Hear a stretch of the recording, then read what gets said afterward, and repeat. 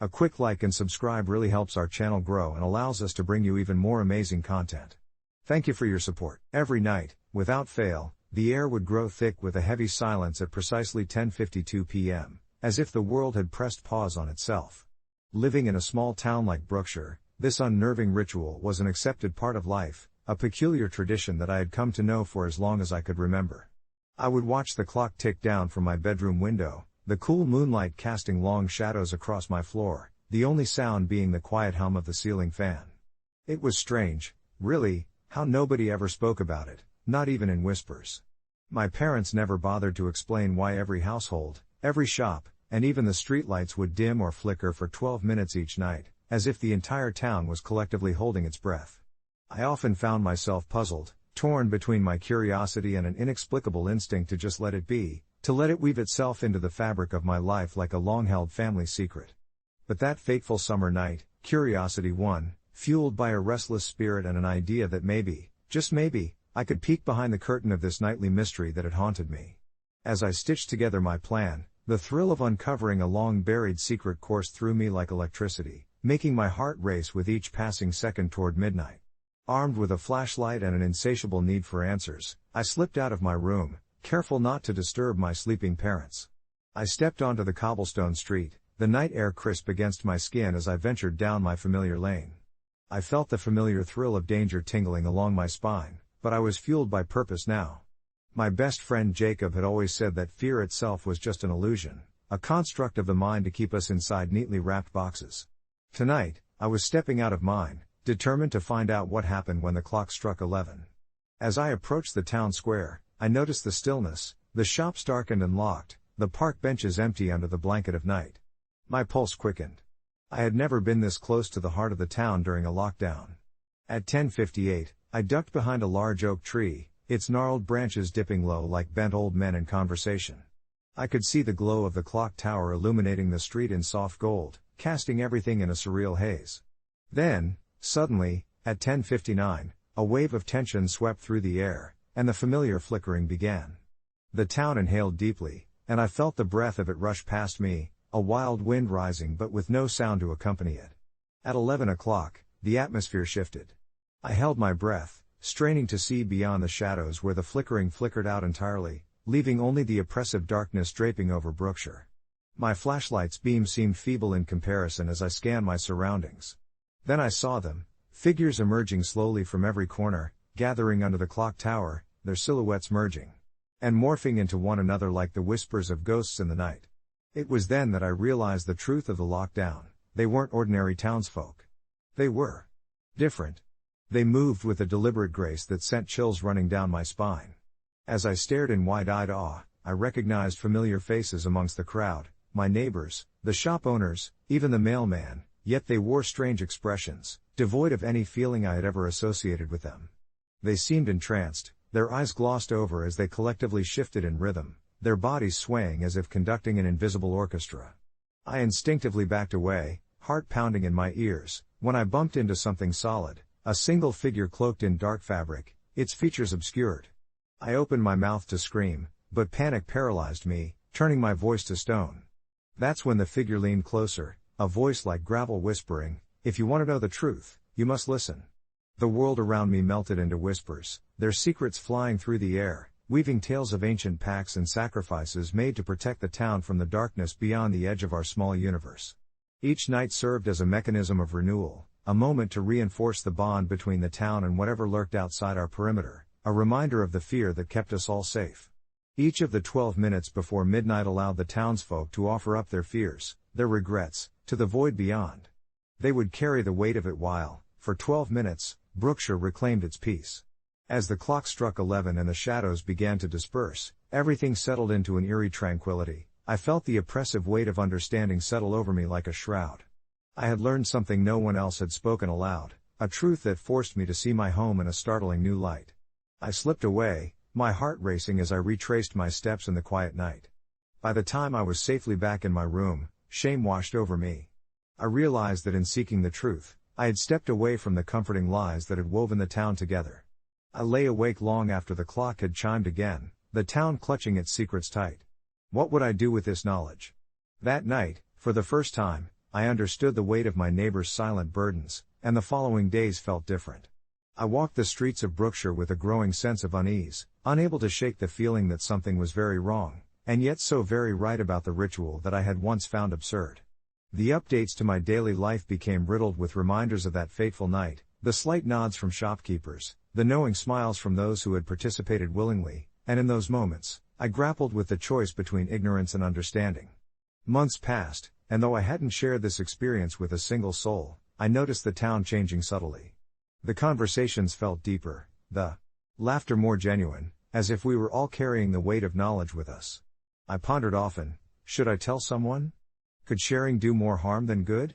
In the end, I decided it was wisdom best left as a quiet companion, a ghost story of sorts, a tale that shaped my framework of perception about our collective existence and the invisible lines we draw to stay safe, because perhaps not all knowledge is meant to comfort. And each night, as the clock struck 10:52 and the town would lock down, I would breathe deep, thanking the universe for the moment I had taken a leap beyond the known, and into the deeper layers of what life in Brookshire truly meant. As the clock struck 10:52 every night, a sense of calm and acceptance settled over me, a warm blanket in the chilly embrace of the unknown. The routine had become an intricate part of my life in Brookshire, a place that often felt like a quaint postcard from the past, untouched by the chaos of the outside world. Yet, as the siren wailed and the town fell silent around me, I couldn't shake the feeling that I was perched upon the edge of a precipice, gazing down into shadows that danced just out of sight. The first time I had experienced the lockdown, the eerie stillness that enveloped the streets, had been surreal. I was at a late-night study session with friends, the weight of midterms hanging heavy, our laughter spilling into the soft glow of the cafe's neon lights. Suddenly, the cheerful chatter was silenced by that haunting wail, and the cafe owner, a man with kindly eyes and a perpetual smile, turned off the main lights. "Don't worry, it will be over in just 12 minutes, he assured us, but the way his voice trembled slightly as he said it sent a chill down my spine. That first evening, curiosity gnawed at me. What could possibly happen during those 12 minutes that required our town to lock down every night? I began to dig deeper, asking friends and neighbors, weaving through rumors and anecdotes, a silent detective with no plan beyond satiating my curiosity. Most, it seemed, had long since accepted the routine. It was a part of life in Brookshire, whispered about but never dissected. Still, I was undeterred, driven by an insatiable urge to uncover the truth, to reveal the hidden stories tucked between the seams of our town's fabric. Nights turned into weeks, and I collected stories that spoke of strange occurrences, muffled sounds echoing through the air, flickering lights, and sometimes, faint reflections in the windows that vanished when looked upon directly. But no one ever spoke about what lay behind those 12 minutes. Perhaps I was foolish, but I felt a peculiar sense of connection to whatever secret lingered in the shadows. It wasn't until one fateful night that I stumbled upon an old journal hidden in the attic of my grandmother's long-abandoned house. The journal belonged to a distant relative, a woman who had been deemed an outsider in our town decades ago, a name whispered with a mix of reverence and fear. As I flipped through its fragile pages, I felt her despair, her isolation echoing through the years. She wrote of a darkness that had encroached upon Brookshire, a darkness that could not be spoken of openly yet haunted the town's collective memory. Her words were cryptic, but they painted a chilling picture of the past, filled with a sense of foreboding that mirrored my unease. Each passage spoke of the loud sirens, a warning of sorts, summoning the townsfolk to protect themselves from what lay beyond the safety of their homes. Tears pricked my eyes as I realized this journal, once a neglected artifact, now pulsed with urgency, as if the weight of history was begging for acknowledgement.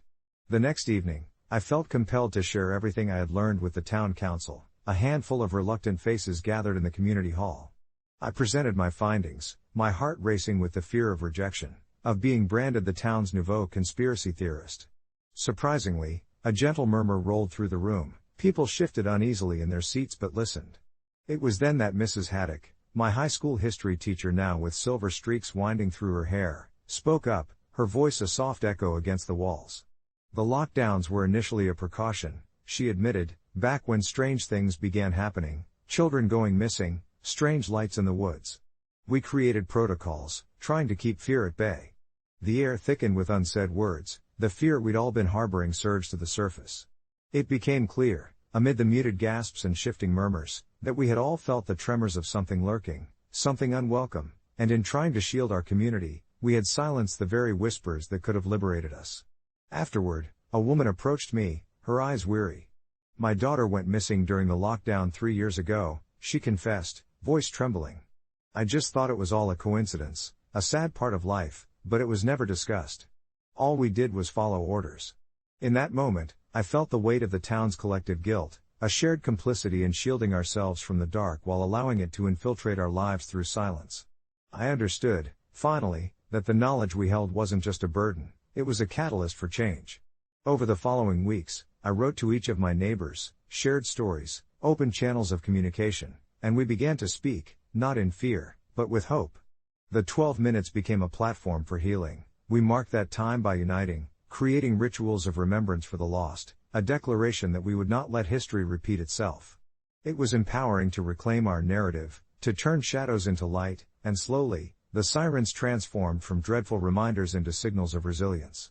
I began to realize that, sometimes, tearing down the walls we build was necessary, not just for our peace of mind but for the collective heart of a town that had been silenced too long. And as night fell and the sirens rang true, I joined my neighbors on the front porch, sharing our stories, reclaiming our past, and building a future free from the chains of dark whispers. The fear transformed into a gentle solidarity, as recognition settled in. That night, as the clock struck 10:52, I took a deep breath, allowing gratitude to wash over me, not just for the truth revealed, but for each soul that dared to be vulnerable, to share a story, to embrace the discomfort that eventually led to our coming together. Little did I realize that this was just the beginning. The nights that followed unfolded with a surprising cadence of trust and connection. Every 10:52 brought with it not just the sound of the sirens marking the lockdown, but the unmistakable sense of unity that had been forged in our shared vulnerability. Each evening, more families joined us on the porch, stories flowing like warm honey, sticky and sweet, their narratives intertwining with one another, creating a tapestry of lives colored by hardship, resilience, and kinship. We spoke of old neighbors long forgotten, of the eccentricities that once defined our small town, and of the chilling events that led to our customs, each revelation a thread pulling tighter around our community, stitching the fabric of Brookshire back together. I discovered Mrs. Thompson had once been a gifted violinist, performing with a local symphony before the lockdown enforced her seclusion, and I encouraged her to play once again. The mournful notes she produced carried a haunting beauty that seemed to echo our past sorrows while beckoning hope towards the future. But it wasn't only the adults who found their voices, even the children, who had previously been hushed by the fatigue of our town's rumors, began to share their dreams and fear, whispers of monsters under their beds emerging lightheartedly transformed into shadows of the unknown that haunted us all. As the days slipped by, I watched the essence of Brookshire metamorphose. The self-imposed barriers that once shackled us fell away, replaced by a sense of belonging that filled the gaps of our lives. Neighbors ventured away from their homes after the lockdowns were lifted, engaging in spontaneous community events.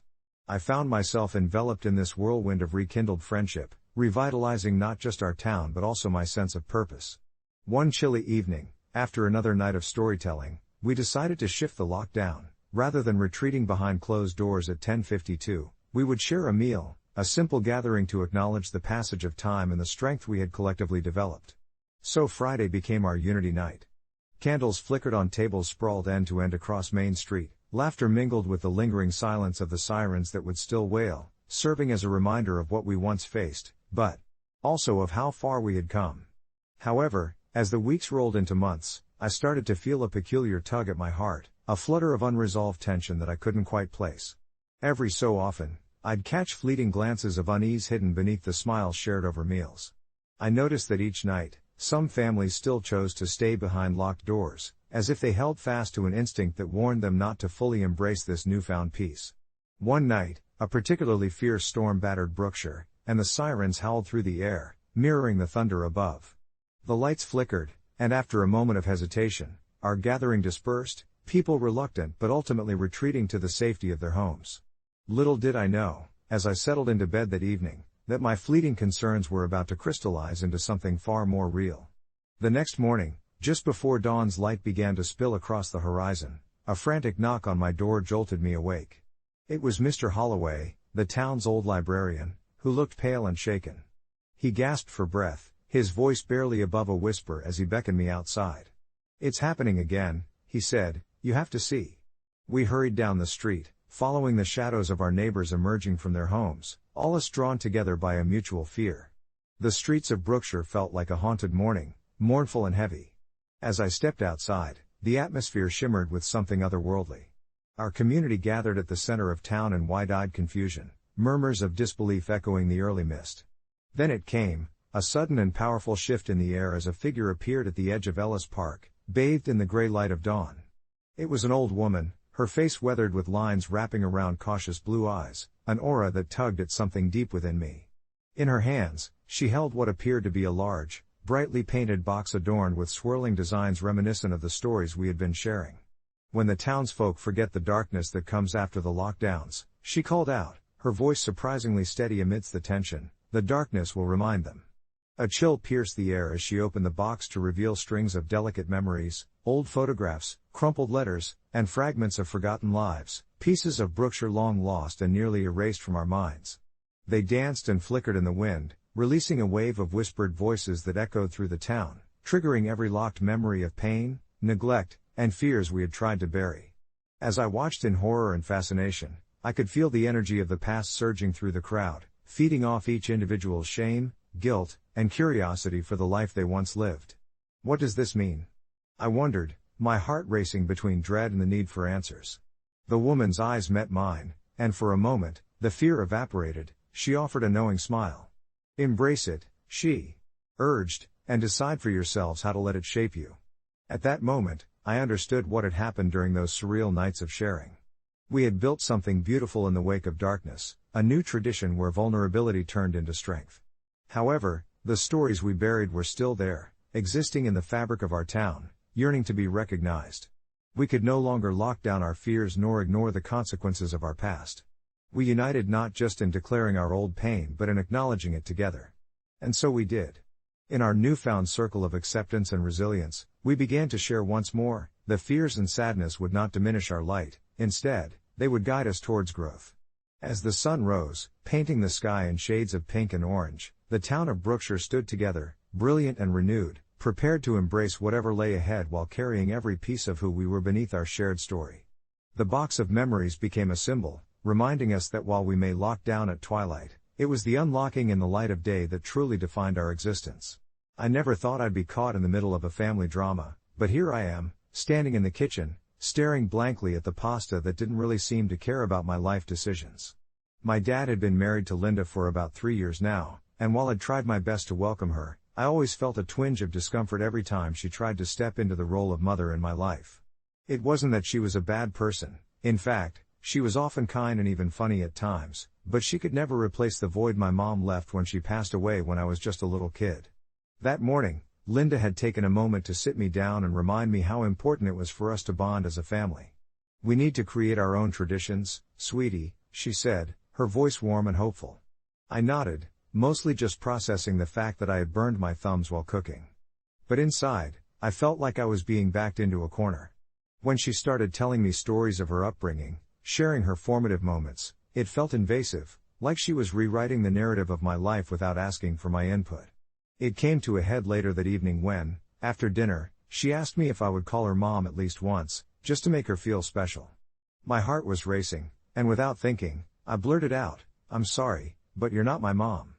The silence that followed was deafening, broken only by the clatter of my fork dropping onto my plate. I watched Linda's face fall, her smile replaced by a look of shock that felt like a physical blow. I could hear my dad in the other room, and suddenly, the air felt thick with unspoken words. Did I go too far? I thought, staring at Linda, who blinked back tears. It was all so confusing. I wanted to comfort her, but I also felt resentful. Did it even matter how she felt? My mom had been my whole world, and trying to fit Linda into that space felt wrong. I couldn't help but reflect on the harshness of my words, but part of me felt justified. After a long, awkward moment, my dad finally stepped in, trying to soothe the tension. "Let's take a break," he suggested, awkwardly glancing between us while Linda excused herself to the bathroom, clearly on the edge of sobbing. In that moment, I felt like the villain of a story I didn't even want to be a part of, as anguish and guilt wrapped around my heart like a heavy blanket. Leaving the kitchen, I felt lost, unsure of what to do. Was I an asshole for being honest, or was I simply trying to protect my own heart? A week passed, and the atmosphere in our house grew thick with unspoken sentiments. Linda was quieter at dinner, and my dad tried to bridge the gap, mentioning counseling, family dinners, and even board games. I wanted to scream that nothing could replace the bond I had with my real mom, but instead, I shoved my feelings deep down, hoping they would just dissolve. One evening, as I lay in bed, I replayed Linda's face, and it haunted me. I realized I did owe her some understanding. She was trying and maybe deserved more than I was willing to give. I gathered my thoughts, and the next day, I approached her, my stomach churning. "Can we talk?" I asked, my voice shaky. I watched her expression shift from guarded to curious. Sitting down together, I took a breath. "I think I overreacted the other day. I really appreciate what you're trying to do, but I kind of felt blindsided. I miss my mom." There was a long pause, and then she nodded, tears pooling in her eyes. "I miss my mom too," she whispered, and I finally saw her vulnerability shine through the walls she put up. It was the start of something, an understanding that maybe we could find common ground, even if it didn't lead to anything resembling a replacement. Days turned to weeks, and with each shared meal and tentative conversation, I felt cracks in the walls between us. It wasn't easy, but learning to navigate the relationship felt less like a betrayal to my mom's memory and more like a testament to forging my path forward. There wasn't a moment that settled everything perfectly, but we were trying, and that felt like a small victory. So, am I the asshole for telling Linda that she's not my mom? I suppose I didn't mean to be hurtful, but sometimes in the messiness of family bonds, honesty is its own form of love, and over time, I hope we can build something new from it. I think about that moment every day, how it felt to say the words out loud. "You're not my mom, Linda." They hung in the air like a heavy fog, lingering, piercing through the carefully constructed walls of our family dynamic. The first few months of her marriage to my dad had been a whirlwind of clashing emotions and awkward tries at affection. I remember my dad's hopeful smile when he introduced her to me. Part of me wanted to return that smile, wanted to embrace some version of a life where everything felt united once more. But another part, the louder, more stubborn part, stayed rooted in the past, clinging fiercely to memories of my mother. She was the soft voice that soothed my scrapes, the gentle hand that braided my hair before school. Linda seemed, well, different. It wasn't just her name or the clothes she wore, but the very essence of her spirit that stung with discomfort. I hated how right my father was about her. They seemed to fit together like a puzzle piece that didn't belong in the box where my mother once ruled. That day when I stood in the kitchen, silence draping over us like a shroud, I wanted to scream. Instead, I felt an overwhelming need to be brutally honest. I wish I had chosen my words with more care. Maybe if I had couched my feelings in softer tones, we could have sidestepped the devastation that washed across her face. She didn't say anything at first. After what felt like an eternity, she took a deep breath, almost like she was trying to hold back a wave threatening to crash. "I didn't expect to be," she finally replied, her voice breaking slightly, and I immediately felt the heat of regret coat my cheeks. Even at that moment, I could see how deeply this hurt her, wounds colliding in a chaotic dance of raw honesty and heartache. I wanted to reach out.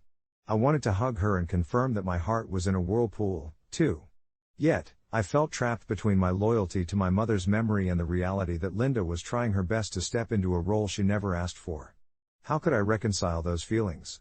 The days that followed were heavy, dinner felt tense, silence punctuated our conversations, and I often caught my dad looking back and forth between us like a tennis match. Linda would make an effort, cooking meals with recipes she picked up from my mom's old cookbooks, but I could see that my smile wasn't what she was hoping for. I felt like a walking contradiction.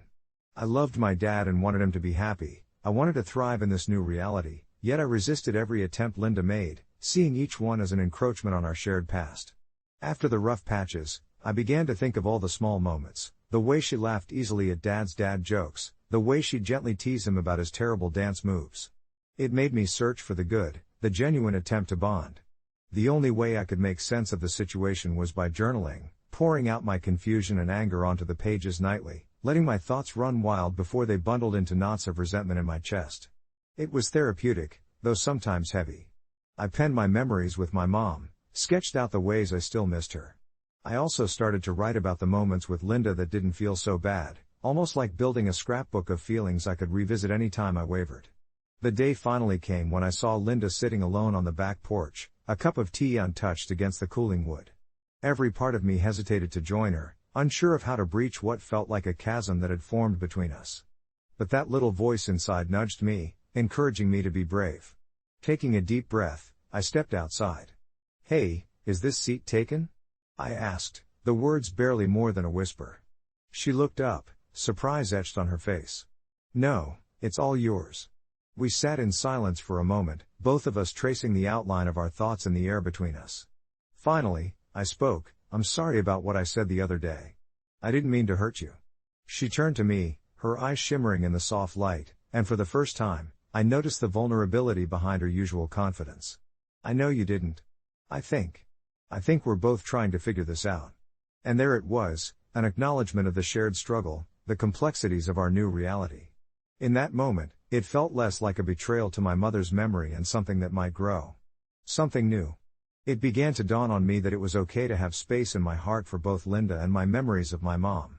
Tension still hung in our home like an ever-present guest, but we were learning, piece by piece, how to alter our rhythms into something that did not erase but enhanced. I could let my past stand beside my present. Maybe I'd never call Linda Mom, but I could give her a chance to be something else, a figure carved from shared struggles and burgeoning affection. Every step forward felt tentative, but it was direction. Because sometimes, in the messiness of family bonds, honesty transforms into understanding, and hope quietly takes root. It may not be simple, but amidst the chaos, a soft light flickered, reminding me that the journey is what shapes us. And while I don't have all the answers yet, I know we're figuring it out together, and that has to count for something.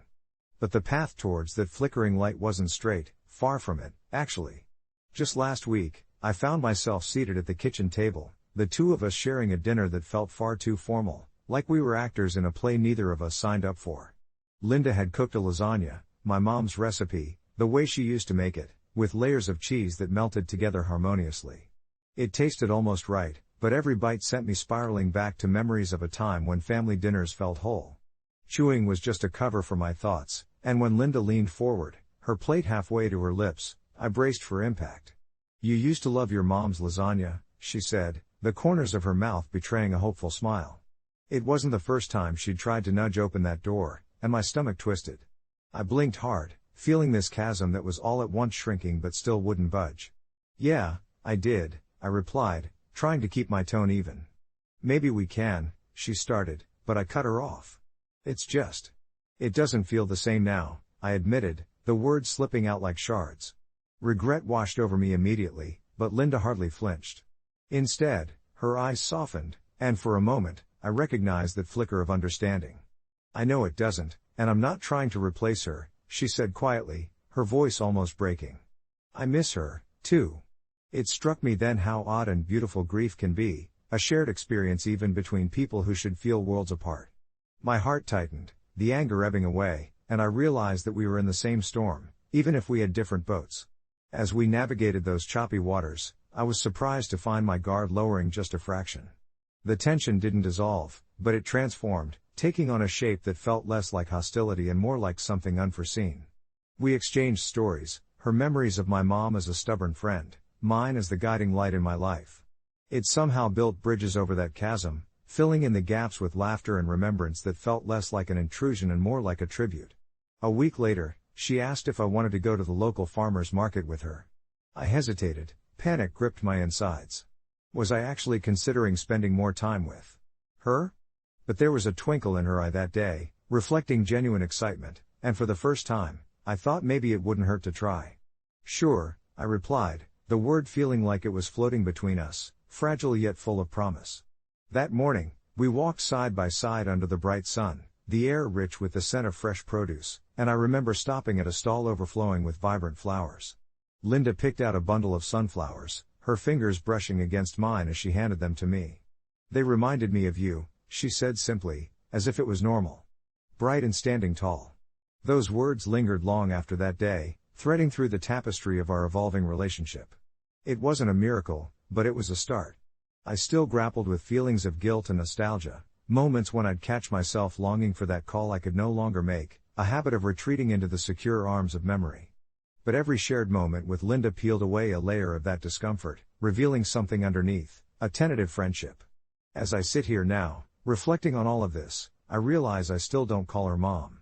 It doesn't feel right, it's too soon, maybe too far-fetched. But there's a warmth that blooms between us, something that still requires nurturing. I've come to appreciate Linda's attempts, and maybe she's come to understand the delicate dance of love and loss that I walk each day. There's room for this new identity we've crafted together, a designation that doesn't aim to erase my past but lifts it up with a new light. So here we are, standing on the edge of something uncharted yet familiar, where understanding begins to bloom in the cracks of our shared experience. And while it's still messy, I'm learning to accept the imperfections and embrace this journey together, one sunflower at a time. The hum of chatter filled the classroom, punctuated by the clinking of chairs and the rustle of notebooks, but I was lost in my thoughts, my fingers idly tracing the smooth surface of my desk. My name, Kieran, a beautiful name that held stories of my heritage, was a constant source of comfort for me. It was a reminder of where I came from, my family's roots in India, and the rich culture that shaped my identity. Yet, as I sat there surrounded by my classmates, I could feel the familiar weight of unease settling on my shoulders. Since starting high school in the United States, I had faced the same question from my peers over and over again: why don't you pick an American name? At first, I would laugh it off, shrugging my shoulders as if it were no big deal. But as the months went by, the well-meaning suggestions became more persistent, and I started to dread the conversations. Each request felt like a tiny chip at my identity, a subtle push toward becoming someone I wasn't. One dull September afternoon, the teacher announced a group project. The moment my classmates began to huddle together, brainstorming catchy names for their teams, I felt the tension rise in my chest. I had always been an observer, preferring to listen rather than speak up, but today, something shifted inside me. As the laughter and suggestions bounced around the room, I finally exhaled a deep breath, mustering the courage to say, I don't want an American name. The words wobbled as they escaped my lips, but the room fell silent. I could see the surprise etched on their faces, momentary confusion mixed with pity.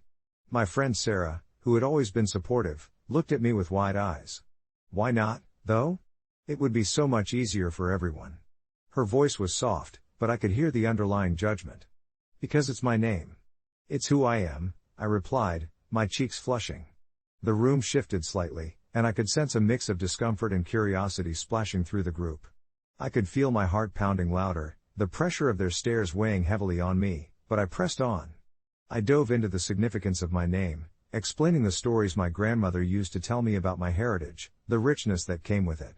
I shared how Kieran means ray of light, an embodiment of hope and inspiration in my culture. I felt a strange sense of liberation as I spoke. Perhaps I was finally asserting not just my identity but also my right to it. However, as the excitement of my declaration faded, the reactions shifted. Some classmates nodded along, and a few offered apologetic smiles, but I noticed others exchanging looks of bafflement as if they couldn't fathom why I didn't want to blend in. After class, Sarah approached me, her expression mixed with concern. I get it, Kieran, but think about it, everyone here has names you can hardly pronounce. Why wouldn't you want something that's easier for us to remember? Her insistence left me reeling. I had no intention of conforming to someone else's convenience. I felt an emotional surge of frustration mixed with sadness as I realized how hard it was for me to bridge this cultural gap among people I thought I could trust.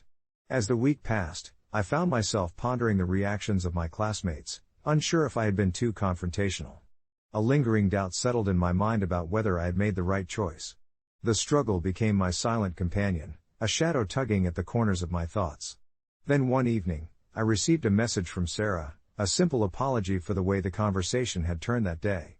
She expressed that she understood my perspective better now, and while she might not fully grasp my experience, she respected my choice.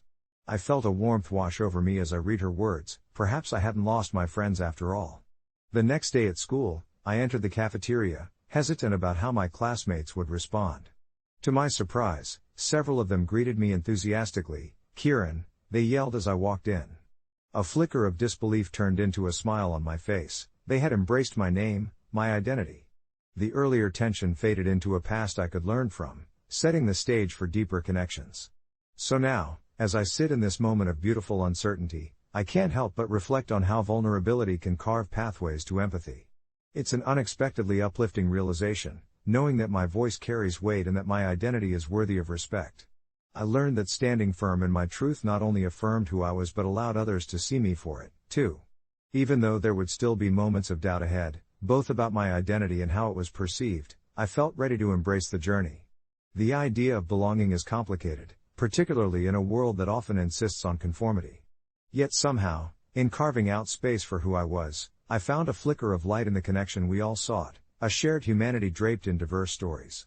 And perhaps, just maybe, my name was not just a label but a bridge connecting different experiences. Update: a few weeks later, I found out that Sarah started a project on names and their meanings for our school's cultural day.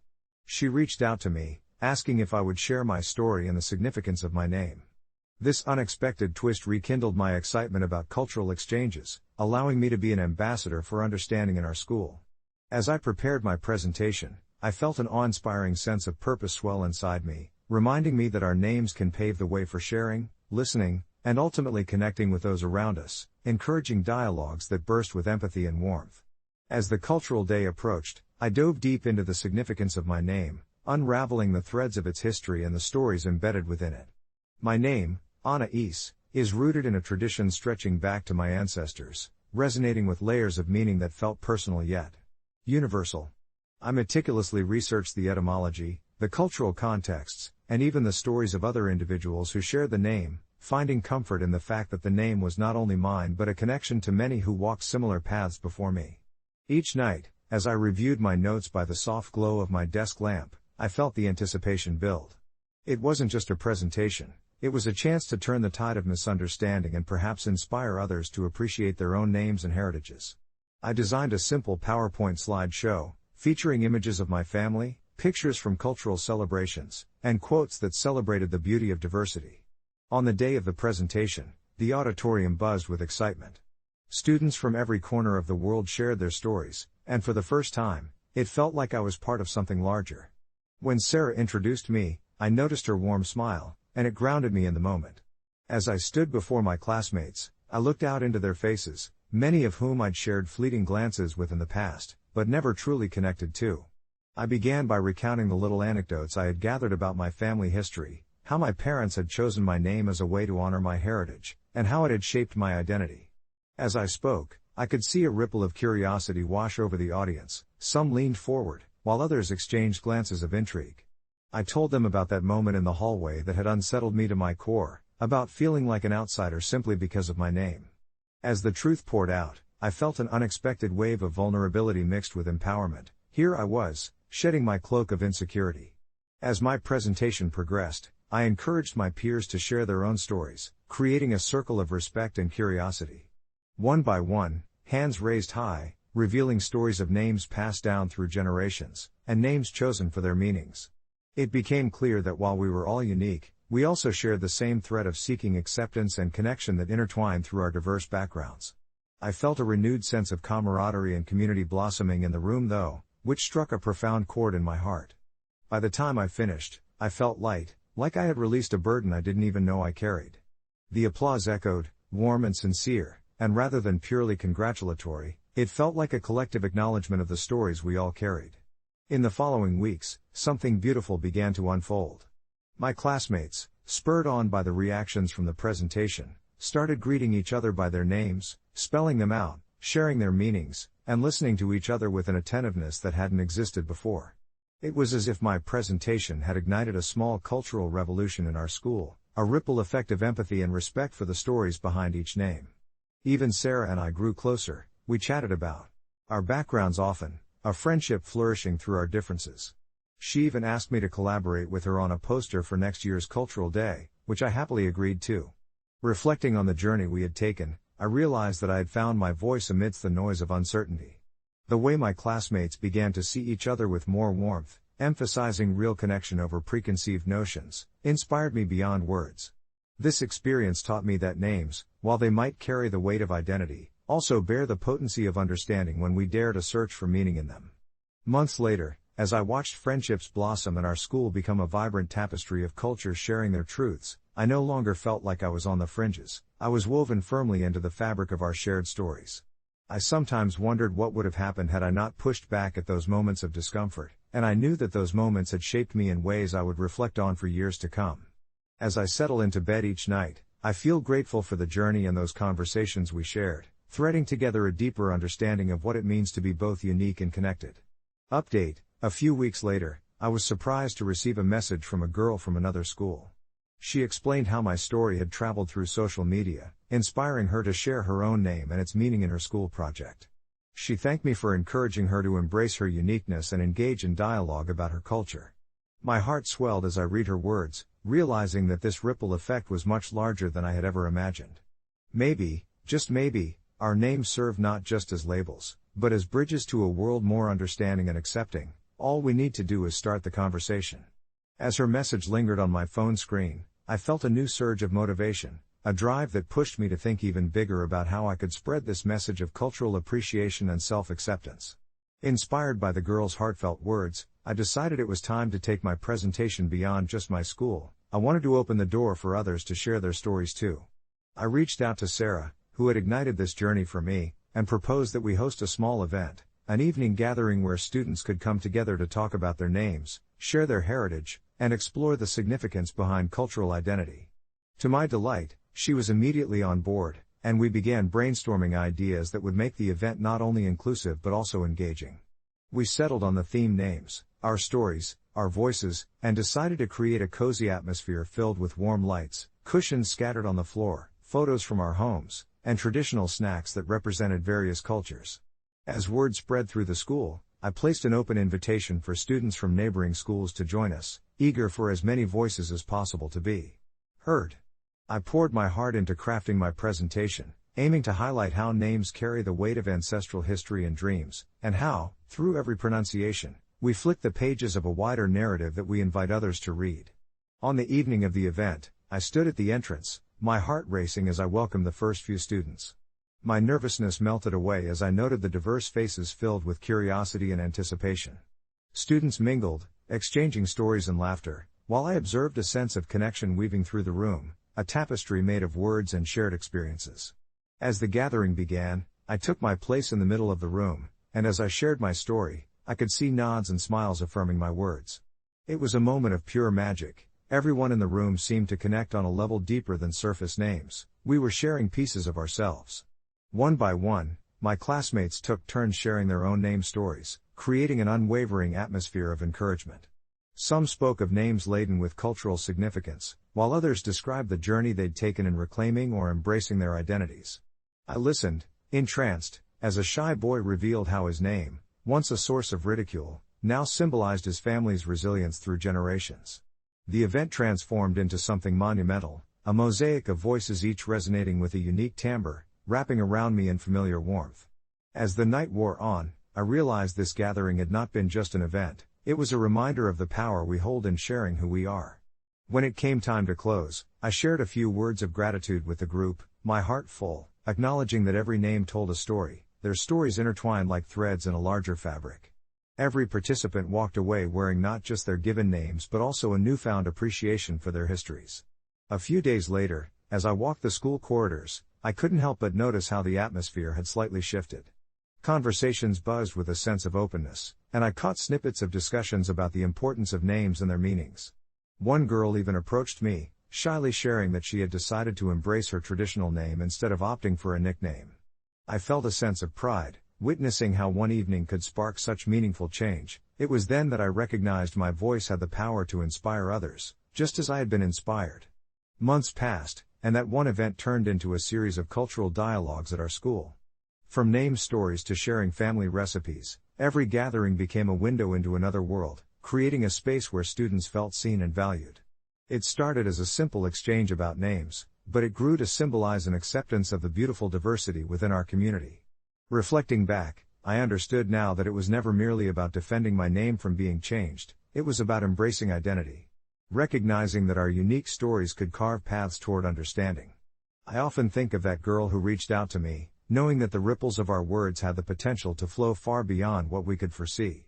Thoughtful conversations about names led to deeper connections, and through that, a newfound sense of belonging took root, not just for me, but for many others, transforming our school's narrative into one of diverse elements woven into a vibrant fabric. As I sat at my desk one evening, contemplating the journey, I smiled at the thought, in a world often fraught with misunderstanding, all we truly needed was the courage to speak, to listen, and to share names that encapsulated our history as well as our aspirations for the future.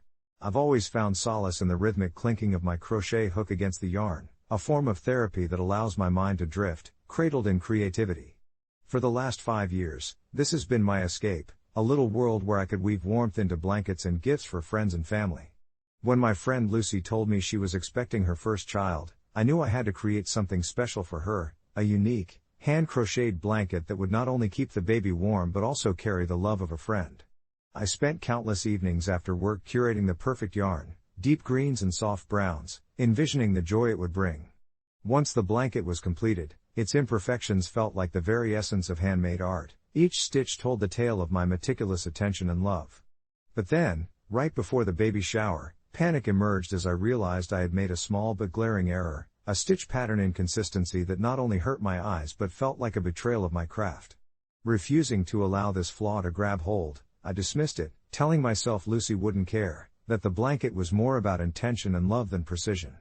However, when I presented it at the shower, she looked puzzled at first, and then disappointed. "Did you mean for it to be like this?" she asked gently, and the warmth in my chest began to cool as I mumbled a half-hearted excuse about it being an artistic choice, wishing for her to be enchanted rather than concerned. The laughter around us felt heavier now, and it was like the moment stretched as I noticed her glancing at that one lopsided corner, her fingers running along the stitches. It all spiraled when, prompted by her mother's insistent critique about blending techniques, I heard Lucy whisper, "Maybe it would just be better if you fixed it."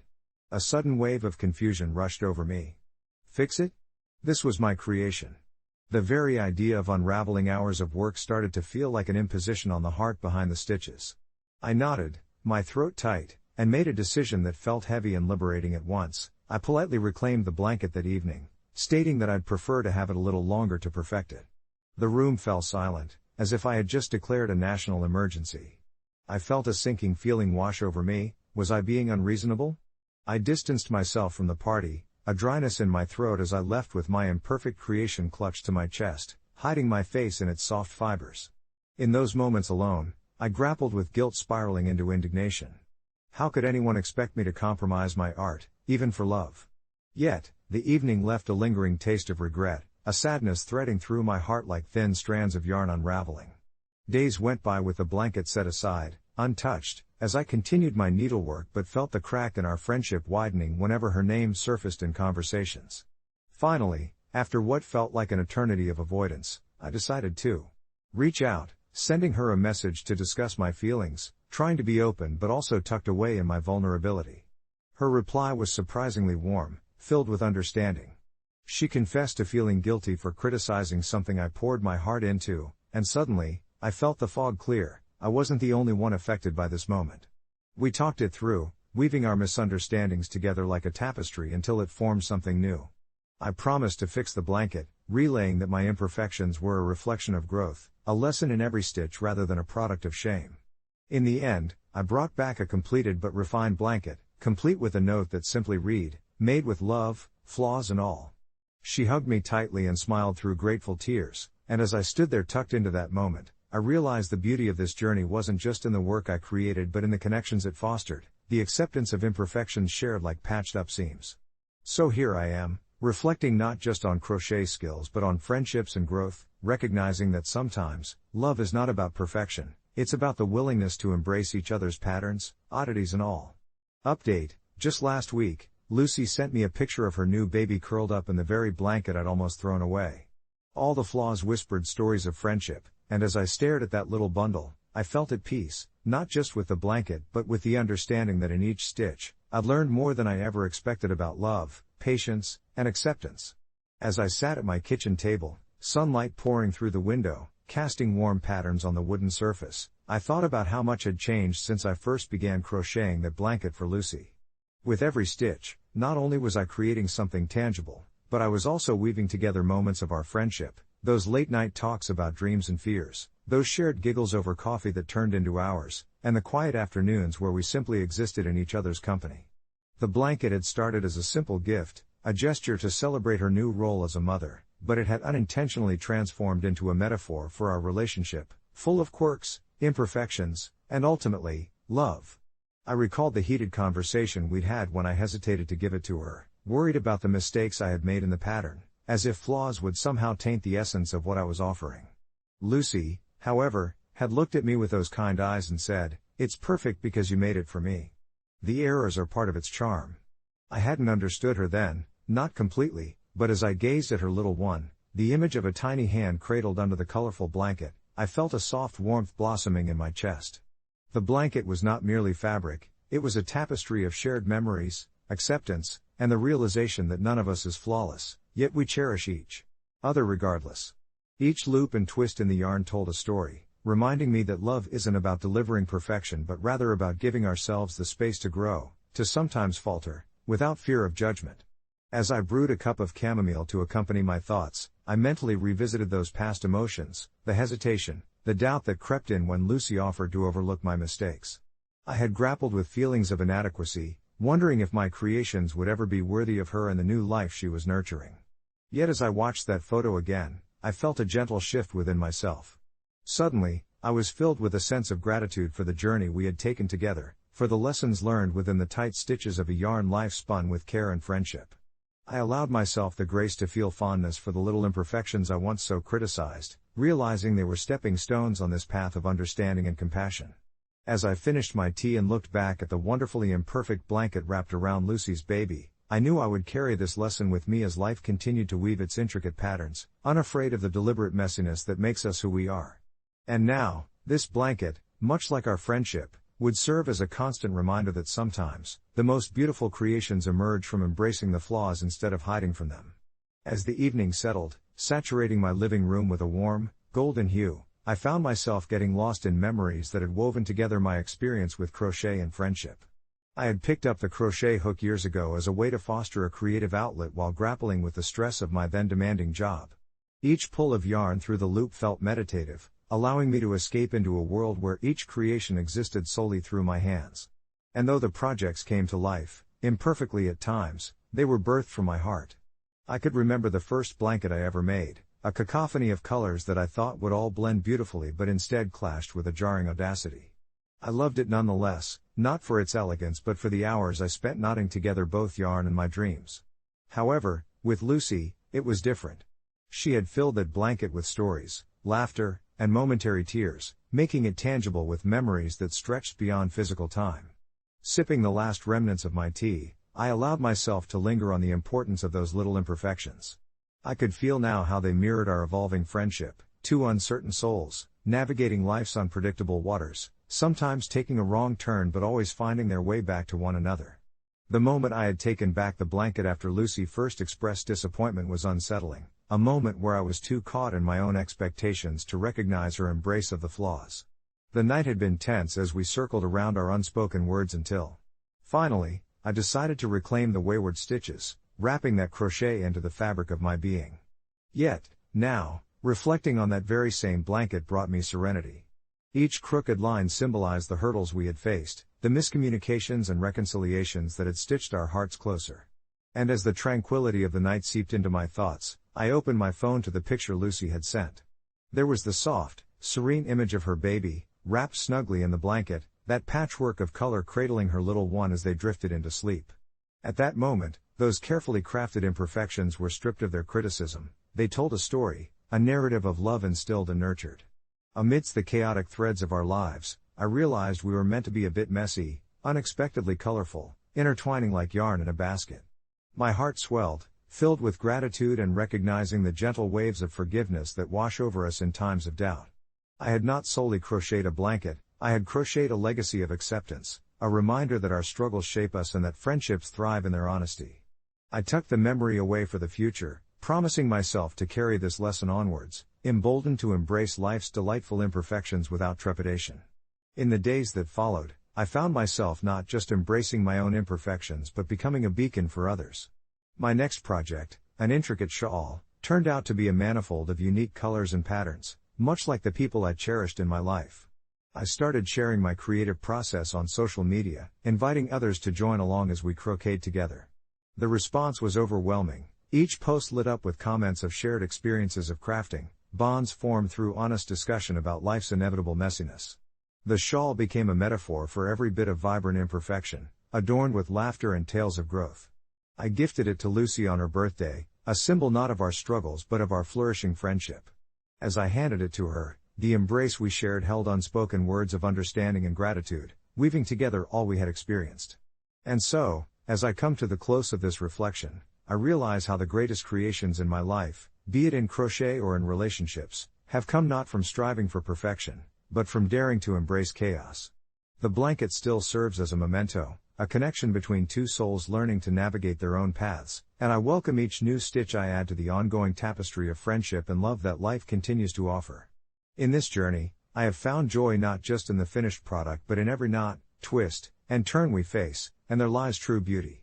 I still remember the moment it all shifted for us. It was a Friday evening about a year ago when my husband Mark had that accident at work, an industrial mishap that left him with severe injuries and a scattering of medical equipment that now defined our home. I used to think I understood what love and partnership meant, but standing in our living room surrounded by bedside tables laden with an oxygen tank and other gadgets was a stark wake-up call. At first, I poured all of my energy into being his caretaker. I learned to check his machines, set up appointments, and manage medications, all while juggling my job and trying to maintain some semblance of our previous life. But as time blurred the lines between being a partner and a caretaker, I began to feel resentful. I could attribute this weight to many factors: anxiety about his health, the fear of losing the man I loved, and the nagging feeling that my own needs were fading into oblivion. When Mark mentioned that I should take over his daily routines with the equipment, something inside me snapped. It wasn't just the stress or the fatigue, it was fear of losing myself in this role forever. The argument began softly, a simple question about battery replacements for his nebulizer, and before I knew it, we were shouting. "Why can't you just take care of your equipment like an adult?" I blurted out in anger, each word dripping with frustration and a hint of betrayal. "I didn't sign up for this, Mark. I didn't ask for a second job." The look on his face was heartbreaking, hurt and confusion dancing in his eyes. In that moment, I saw the truth in his silence. I might be pulling away, but he felt more trapped than ever. The emotional distance between us grew palpable, a chasm forged by my unwillingness to shoulder everything. When he finally spoke, his voice wavered. "I didn't want any of this to happen either, but I need you." The words hung between us, heavy with the weight of our unspoken fears. I felt a rush of shame rolling over me at how my vulnerability came across. Was I the villain for wanting to step back or the victim of our circumstances? In the stillness that followed, I knew something had to change in how I handled the situation.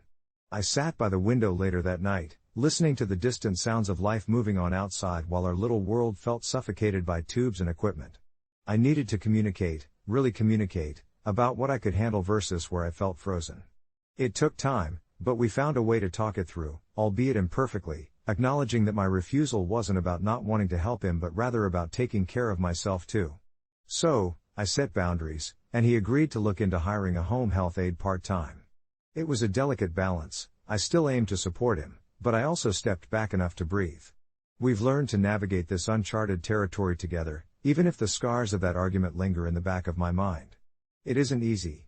But love, as it turns out, isn't just about caring for the other person, it's also about caring for oneself in the process. An update? Well, life is still a work in progress. We're still figuring things out, but we're trying to carve moments for just us, no equipment, just conversation, laughter, and the occasional silence that feels comforting rather than suffocating. It's strange how the mundanity of everyday life can intersect with the weight of profound change.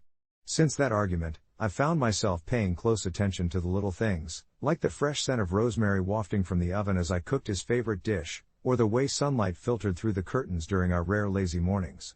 I can still feel the tension wrapped around us like an unwelcome shroud, but I also sense the inertia of our relationship shifting, like a ship gradually correcting its course after a storm.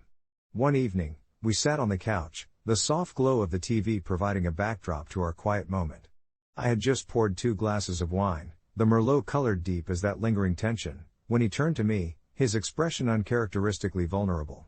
"You know," he said, his voice low, "I've been thinking about how this whole mess with my health has affected us." My heart dropped at the words "affected us" because that phrase had become our elephant in the room. "I don't want our love to feel like a burden to you," he continued, looking down at his hands, the ones that once felt so steady and strong. I could see the uncertainty etched in his brow, the shame that sometimes reared its head when we talked about his illness. "Honestly, it has at times," I responded, trying to keep my tone even, though I could feel the stirrings of something that resembled guilt knotting my stomach. "But it's not just you, you know?" I sighed, searching for the right words. "I've felt lost, too, especially when I realize I can't take on everything. I want to support you, but I also need to take care of myself.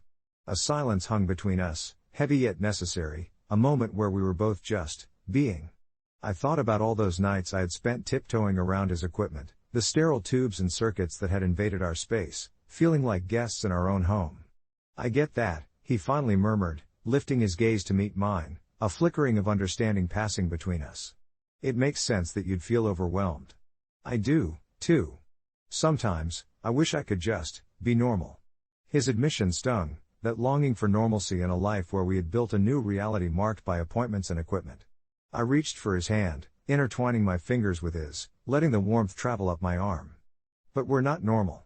Not anymore, and maybe that's okay. Over the next few weeks, we began to talk more openly, not just about his health but about what we wanted for ourselves and each other. We made it a point to have designated unplugged days where we left the medical equipment in the closet and focused solely on each other. We went for walks in the nearby park, shared dinners at our favorite restaurants, and rediscovered our shared love for board games.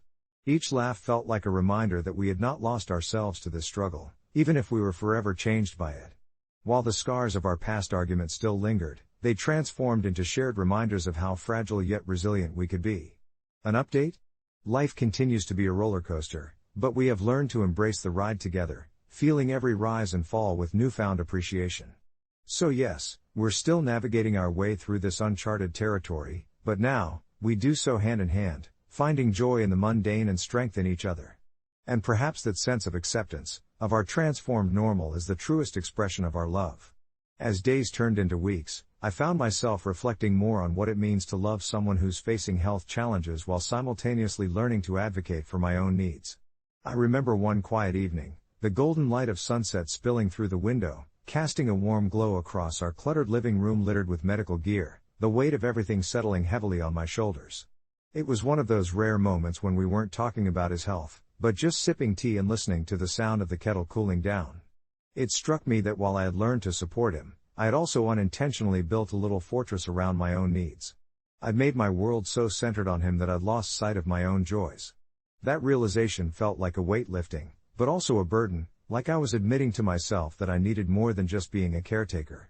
One night, after finishing a long day at work, I mustered the courage to bring it up during dinner. "Can we talk about something?" I said, trying to keep my voice steady despite the fluttering in my chest. He looked up from his plate, his fork paused mid-air, concern etched on his face. "Of course. What's on your mind?" The care in his eyes reassured me, urging me forward. "I feel like I don't even know who I am anymore outside of this." I gestured to the various medical items around the table. "I still love you, but some days, just being your caregiver feels like it's consuming me." He nodded, seemingly absorbing my words. "I thought you might be feeling that. I've noticed you've been quieter lately." A softness came over him, a recognition of my struggle that felt validating yet daunting. I took a deep breath, appreciating his understanding rather than defensiveness. "I don't want to be resentful.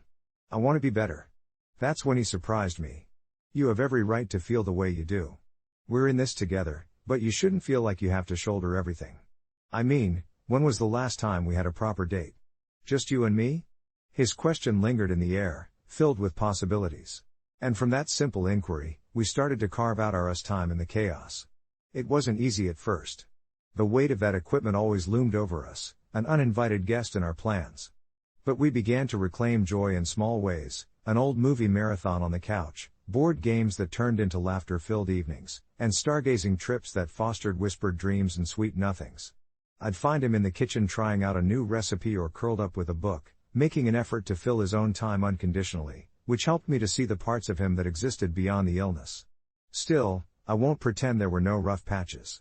Just last week, he struggled with a particularly tough day, and all my reminders to find joy seemed to slip away like sand through our fingers. I was tired, and the burden of his despair felt heavier than the mechanical equipment we'd come to know so well. I felt anger bubbling again, the situation feeling all too familiar, and I had to remind myself that it was okay to feel frustrated. I didn't want to retreat, but I also didn't want to be overwhelmed. It was during those moments that we both had to remember the tender balance of offering support while keeping our individual selves afloat. As we worked through those days, something shifted profoundly between us. Conversations weren't just about sharing burdens anymore, they became a space for authenticity. We learned that our love had to include vulnerability, not just in our struggles, but also in our triumphs and the mundane comfort of each other's company. And perhaps that was the greatest lesson of all, that it's okay to wobble and not always have it together, as long as we keep showing up for one another. We're not perfect, nor do we expect to be, but we're navigating with purpose, creating memories woven from resilience, laughter, and a shared commitment to honor our journey. Every step feels like we're writing not just a love story but also the tale of our growth and healing, together.